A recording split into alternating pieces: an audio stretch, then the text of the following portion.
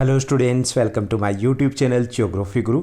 आज हम डिस्कस करने वाले हैं क्लास 10th एसएसटी सामाजिक विज्ञान की वर्कशीट नंबर 54 यानी कार्यपत्रक संख्या 54 को। आज की हमारी वर्कशीट काफ़ी आसान है और बहुत इंपॉर्टेंट भी है।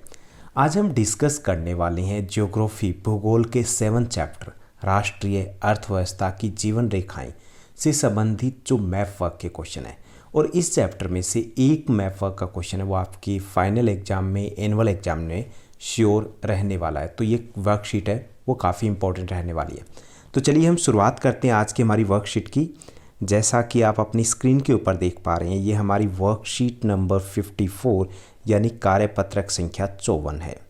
हमारा विषय सब्जेक्ट एसएसटी सामाजिक विज्ञान है, जिसमें हम भूगोल के 7th चैप्टर राष्ट्रीय अर्थव्यवस्था की जीवन रेखाएं, इस चैप्टर से संबंधित हम मैप वर्क के क्वेश्चन डिस्कस करने वाले हैं। आज की दिनांक है 17 नवंबर 2020। आज हमें 2 टास्क दिए गए हैं। हमें भारत के रेखा मानचित्र पर दर्शाने, पहले तो हमें दर्शाने मुख्य पतन जो हमारे अपडेटेड सिलेबस में, उनमें मुख्य पतनों में शामिल है कांडला, मुंबई, मारमागांव, न्यू मंगलोर, कोच्चि, तूतीकोरिन, चेन्नई, विशाखापट्टनम, पारादीप और हल्दिया।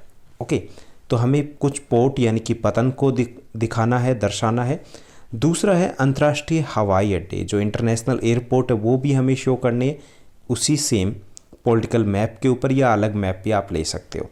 तो ये रहेंगे अमृतसर, जहाँ राजा सांसी इंटरनेशनल एयरपोर्ट है, न्यू दिल्ली जहाँ पर इंदिरा गांधी इंटरनेशनल एयरपोर्ट है, मुंबई में छत्रपति शिवाजी इंटरनेशनल एयरपोर्ट है, चेन्नई में मीनम्बक्कम इंटरनेशनल एयरपोर्ट है, कोलकाता में नेताजी सुभाष चंद्र बोस इंटरनेशनल एयरपोर्ट है, और हैदराबाद में राजीव गांधी इंटरनेशनल एयरपोर्ट है। तो ये हमें दर्शाने हैं मैप वर्क के ऊपर। तो चलिए हम देखते हैं। सबसे पहले हम मुख्य पतनों की बात करेंगे। तो यहाँ पे आप अपना अलग से अगर मैप है अवेलेबल है तो वो ले सकते हो, अदरवाइज़ आप इसी वर्कशीट का प्रिंट आउट ले सकते हो और इसी मैप के ऊपर आप इनको शो कर सकते हो। तो यहाँ मैंने आपके लिए पहले से ही फिलअप किए हुए हैं।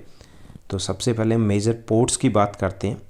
नेम इंग्लिश में लिखे हैं, तो I don't think so that कि आपको इतनी भी ज़्यादा प्रॉब्लम होगी, आप आसानी से समझ पाओगे।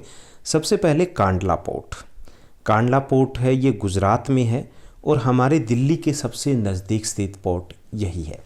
इस पोर्ट का जो विकास है वो आज़ादी के बाद किया गया था, क्योंकि कराची पोर्ट जो लगभग यहाँ पर है ये पाकिस्तान में चली गई थी। उसके बाद हमने कांडला पोर्ट का विकास किया था।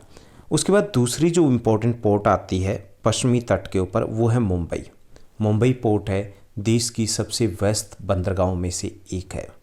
उसके बाद तीसरा जो पोर्ट यानी जो पतन आता है वो है मारमागांव, ये गोवा में है और इसका विकास जो मुख्य तौर पर खनिजों के निर्यात के लिए किया गया है।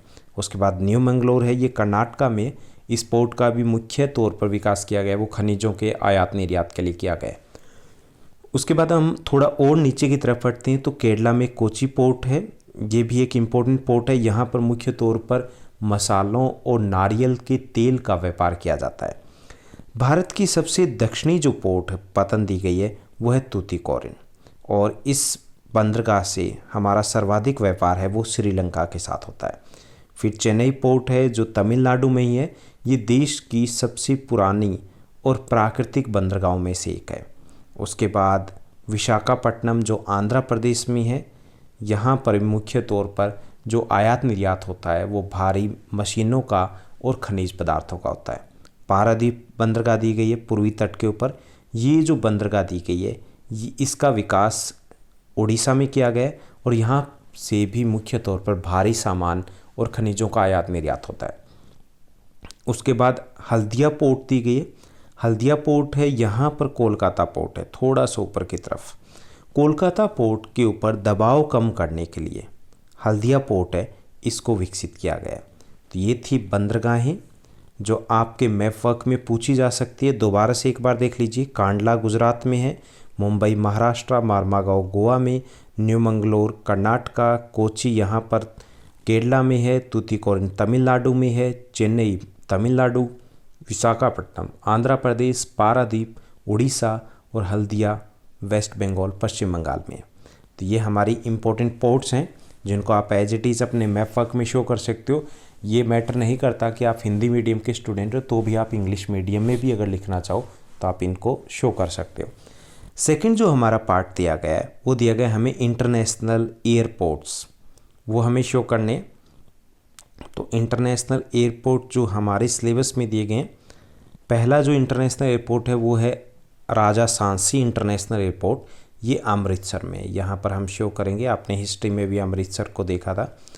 उसके बाद दूसरा जो इम्पोर्टेंट है वो है दिल्ली में, जहाँ हम रह रहे हैं, इंदिरा गांधी इंटरनेशनल एयरपोर्ट जो पालम में है। तीसरा जो इंटरनेशनल एयरपोर्ट दिया गया है वो है कोलकाता में नेताजी सुभाष चंद्र बोस इंटरनेशनल एयरपोर्ट। चौथा मुंबई में है छत्रपति शिवाजी इंटरनेशनल एयरपोर्ट। और पांचवा जो इंटरनेशनल एयरपोर्ट दिया गया है वो है हैदराबाद में राजीव गांधी इंटरनेशनल एयरपोर्ट। और जो आपके सिलेबस का छठा इंटरनेशनल एयरपोर्ट दिया गया है वो दिया गया चेन्नई का मीनम्बक्कम इंटरनेशनल एयरपोर्ट। तो ये हमारे इंटरनेशनल एयरपोर्ट है। टोटल जो दिए गए हैं 6 होते हैं, जिनको आपको अपने मैप वर्क में शो करना है। तो उम्मीद करता हूँ आपकी स्टडी बेहद अच्छी तरीके से चल रही होगी। ऐसे ही आप पढ़ते रहिए, आगे बढ़ते रहिए, हमारे साथ भी बने रहिए। इस चैनल को लाइक शेयर सब्सक्राइब ज़रूर कीजिएगा। Thank you, bye bye, have a nice day.